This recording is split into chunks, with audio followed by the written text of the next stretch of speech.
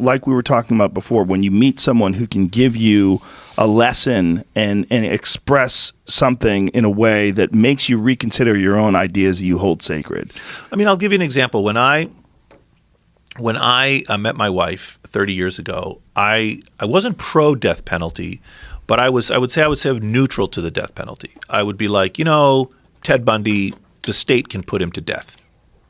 And I had all the kind of conventional reasons, or I didn't really care. He's a vile person. He killed all these people. He tortured them. If the families will get any relief, whatever, that's fine. I had some concerns because I was a statistician about conviction of the innocent, and I support the Innocence Project, and I am very concerned with police brutality. I have for years been advocating the racializing of police brutality is vile and abhorrent and must be firmly resisted. I think that the prosecutorial misconduct, the way prosecutors lie and put people in prison. There have been many, many cases of people on death row who are innocent. That should offend our conscience. So even back then, I had some concerns about the death penalty because I recognize that we can't be perfect. We're going to convict some innocent people and also let some guilty people go free. That's not as bad as putting to death the innocent, but they're both bad. So I had that concern about the death penalty, but otherwise I was like, it's okay. My opinions have totally changed. I'm completely opposed to the death penalty now for many reasons, not just the statistical reason, but also I think it's immoral. I don't think the state should put to death. I think we can deprive you of liberty. I think we can make sure you're not a threat to society. We can lock you up for the rest of your life. But I think the state should not be taking people's lives in that way. There's something extraordinarily strange about locking someone up. It's very strange. Well, we have a carceral state. I mean, we lock up our fraction of people incarcerated, I think, is the same as Stalinist Russia. And we have very long prison sentences, which are nuts. You don't need them for deterrence. Especially for nonviolent drug offenses. Especially for all nonviolent offenses should have much shorter prison.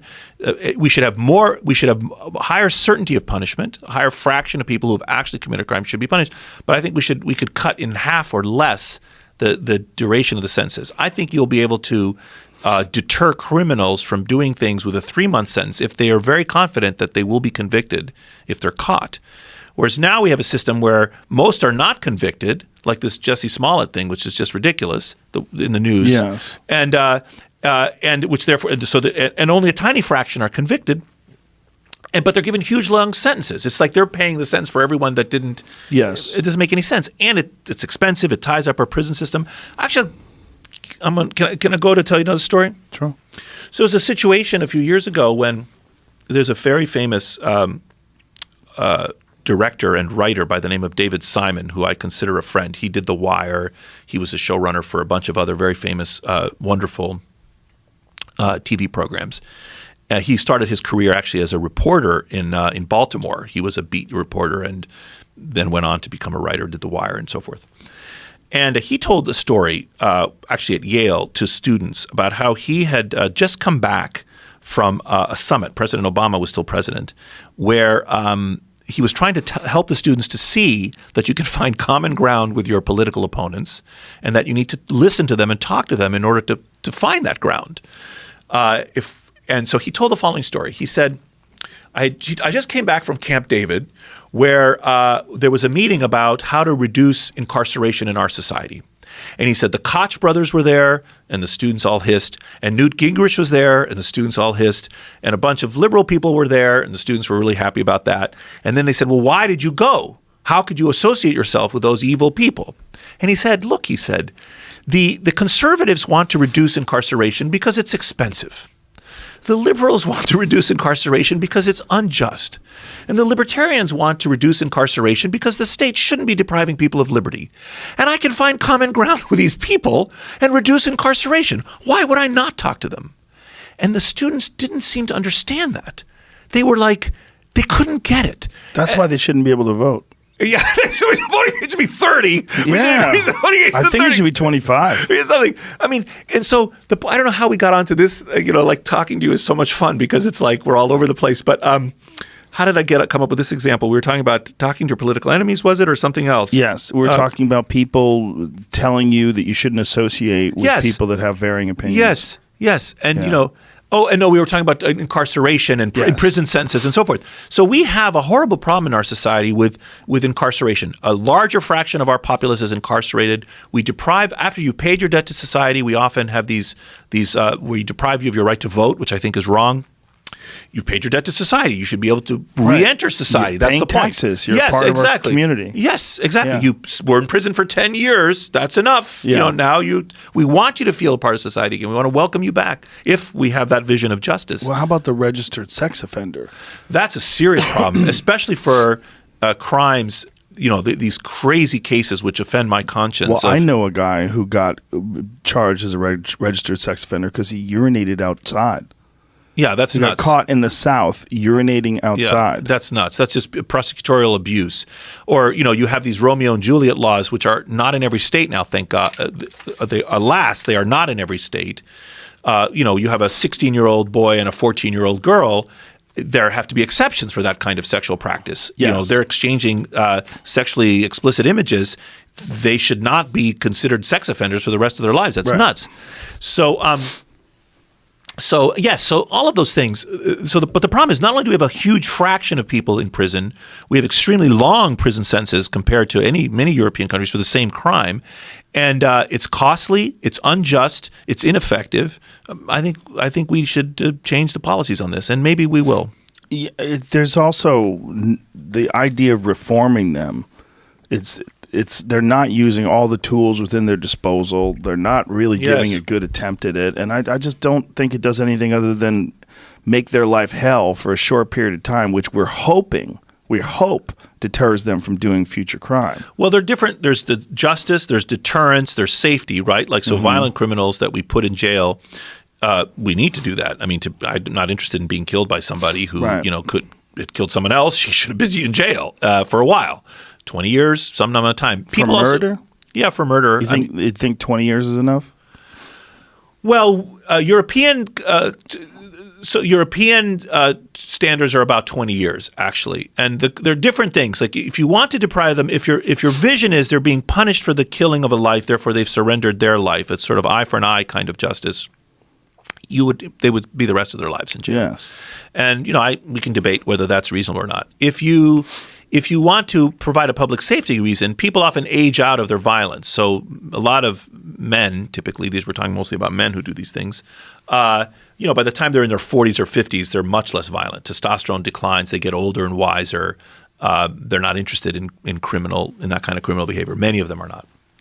So that suggests you don't need life sentences for murder.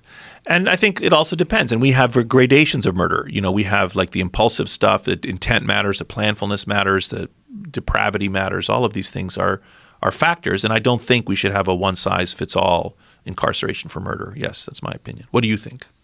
I think it depends entirely on the circumstance. If two men are engaged in some sort of a dispute and one winds up killing the other one, that's a big difference between that and someone breaking into your house and killing your daughter. Yes, correct. And I also think even in that, like I really am opposed to these stand your ground laws. I think those are, if you have the opportunity to avoid conflict and to avoid, you are not, I would prefer as a state to require that you walk away, even if it makes you feel embarrassed, then give you the right to kill someone for offending you. And those videos of the guys that shot the guy on his knees in the parking lot I forgot what state it was, like not long a year or two ago, they got into an altercation in the parking lot. Like, if I have words with someone in a parking lot, shot a guy on his knees. Yes, there was no threat to him, and he was not prosecuted on the stand your ground argument, which is nuts. Why was the guy on his knees? I forgot. He said, "Don't shoot me" or something. Oh, Jesus! So it was crazy. And he didn't get prosecuted for that? I don't think so. We can look up the facts. Okay. There were several cases like this.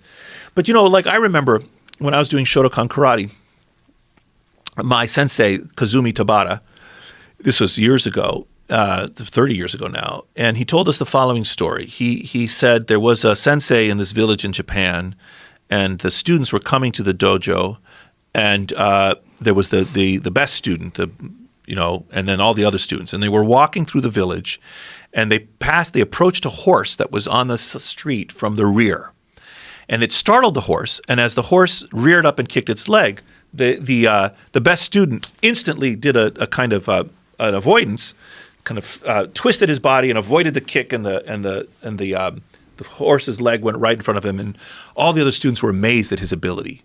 And they get to the dojo and they tell the sensei, this is my sensei telling me this story, telling all of us this story. And those students get to the dojo and they tell the sensei the story, marveling at the ability of this master student to deftly avoid the strike. And the sensei is very angry. And they don't understand why. Why is he so angry? He said if he were a really good student of mine, he would have walked on the other side of the street. He would have avoided the horse altogether. So the real wisdom is to avoid avoidance of conflict in the first place. There's no reason to seek out conflict. Yeah. And so on these stand your ground laws, if the choice is either you just avoid the conflict, someone swore at you or called you an asshole or was an unreasonable jerk, that doesn't give you the right to kill them. Right. So anyway, I don't know how we got onto this as well. How do we get Death onto penalty? Death. Oh, yeah, for crimes for murder. Yeah. Exactly. So, There's also, there are different gradations, yeah. Yeah, I just don't know how much of a deterrent it is locking people up. I'm not sure. I'm not really sure if that actually stops people from doing things. I think it stops some people. I think there have been academic research on this. I just don't think there's any real rehabilitation other than personal choice. I mean, I think the real rehabilitation comes from someone making a personal choice to never be that person. Be that again. way again, yes. But for most of them, you're being locked up with a bunch of hardened criminals, yes. and that's your community. But you're not suggesting we have a society in which when you commit violent acts, we do nothing. No, I'm not. No, I'm suggesting you're struggling with this, is what you're saying. Yeah, the concept of nuance is, yes. This is applied here better than anywhere else, I think. I got the impression looking at your face a moment ago when I told my sort of sweet sensei Japanese karate story that you didn't agree necessarily with that. That's a very wise way of looking at it. Yeah, don't be near a fucking horse that wants to kick you. Very smart. Yeah, get out of there.